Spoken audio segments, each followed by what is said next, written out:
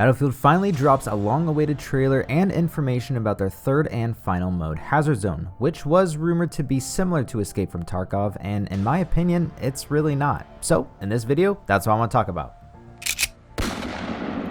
What's going on, Militia? Thanks so much for joining. My name is Mag, and today I want to discuss why Hazard Zone, which was rumored to be like EFT, is truly closer in similarity to a game called Scavengers. Now, if you haven't heard of Scavengers, this game can be described as a survival royale where you infill into a predetermined spawn, you collect weapons and resources to stay alive, and oh yeah, you also dodge massive tornadoes.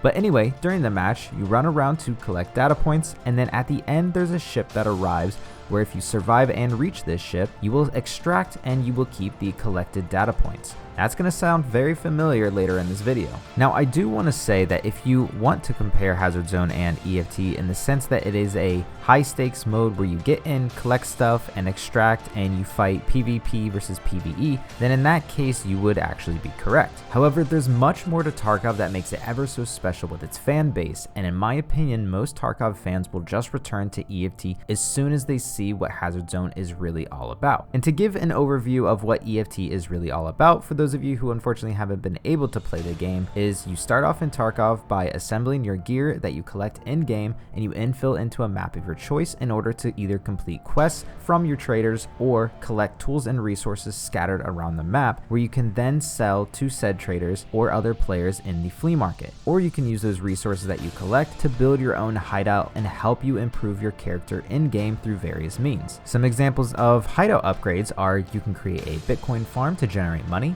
a med station to craft medical supplies, and even a workbench to craft ammo, circuit boards, and many other things. And if Hazard Zone implemented some sort of Exodus hideout, that would be actually really beneficial for the longevity of the game, which I will also touch later in the video. But anyway, moving back to Tarkov in Raid, if you collect guns, attachments, armor, and whatever else you find, if you extract with them successfully, you can then use them for future raids and better your chances of survival that way. But the main difference from Hazard Zone is you have the option to extract from 1 to around 5 or more extractions at any time. With a higher emphasis on loot, there needs to be more places to extract. Whereas Hazard Zone, you don't bring any actual gear out with you, so this is why there's only a couple different extracts. And then on top of that, in EFT, you actually have the option to play it as a solo player, which is actually really nice for a lot of people. Now in Hazard Zone, with the current information that we have, you will always queue up with a 4-person squad where you can only have one of each specialist for certain strategized advantages.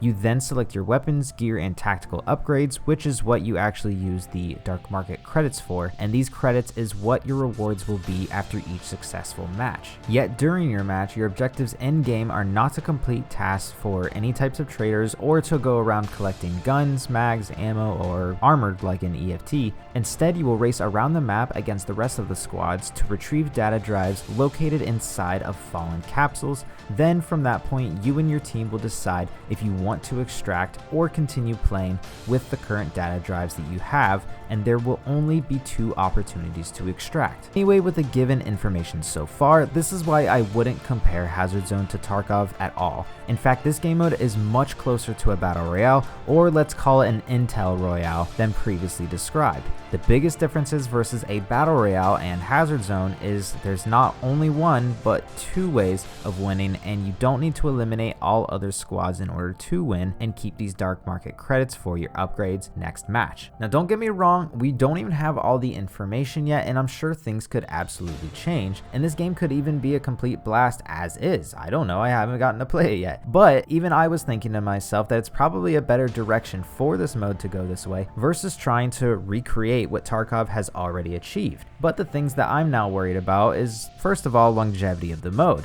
and how long people are going to be interested in the goals of the game. In my opinion, it won't take long for people to stop caring about these dark market credits and will only look for the PvP portion or just race through the match as fast as possible in order to farm points. So hopefully the game loop will be strong enough to keep people interested, or there will be some other secret progression that we don't know about. I don't think cosmetics is enough to keep it going for an extended amount of time. I'd like to see the Exodus or a hideout be created that you can upgrade as time goes on and you can show off to your friends. Now another concern of mine is now the rumored free-to-play business model looks to be incorrect or at least changed and will now only be available if you pay for the game. Now I don't know if they just have a lot of confidence in this mode or if they're just trying to combat cheaters by creating a paywall, but this could end up being a repeat of Firestorm and just be abandoned if people get bored of this mode or if people just don't buy into the game because that's all they were interested about in the first place. But hopefully I'm wrong about all this. With these concerns in mind, I honestly really hope they decide to do an open beta for Hazard Zone before the full release, even if that means that they need to push back the game mode just a few weeks,